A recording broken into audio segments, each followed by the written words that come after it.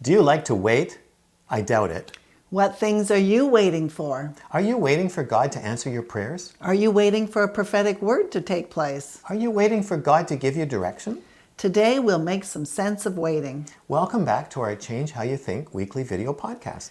If you'd like to hear from us every week, then subscribe to our videos on YouTube or click on the weekly video tab at the top of this page. Fill in the subscription form and you'll get our free self-assessment ebook, Healthy Moods, along with your choice of mental, spiritual, or relationship information.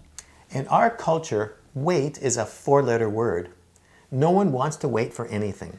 And that's why microwave ovens and same-day delivery were invented. And texting means you don't have to wait for someone to get an email.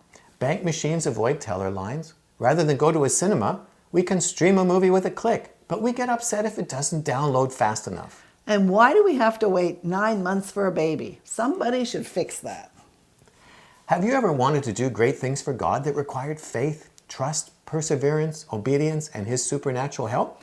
Sounds difficult but exciting, doesn't it? I'm sure you would obey as soon as the door opened. How would you respond if God asked you to do something hard that required the same level of faith, trust, perseverance, obedience, and His supernatural help, but it was the opposite of what you were expecting and wanting? What if He told you to wait? Would you be as excited to obey? Probably not. God can lead you just as clearly to act or to wait. Both require faith, perseverance, and trust. Learning how to wait for God is just as important as doing great exploits for Him. It can be just as difficult, even more difficult, because of our impatient nature. If you want to be a faithful Christian, you have to be prepared to obey whether the task is exciting or frustrating. In Luke 24:49, Jesus said, "I am going to send you what my Father has promised, but stay in the city until you have been clothed with power from on high." The disciples had no idea what to expect or how long they would have to wait. Imagine how the people gathered in the upper room were feeling on day 49 of their wait. They may have been thinking, how much longer is this going to take? They were probably tired of singing the same songs day after day. Some must have wanted to give up and go home. Maybe they wondered if they hadn't understood Jesus' instructions correctly. But the next day the Holy Spirit arrived and their lives were changed forever. I'm sure at that point they felt the wait was worth every minute of it. Many of you are waiting and frustrated.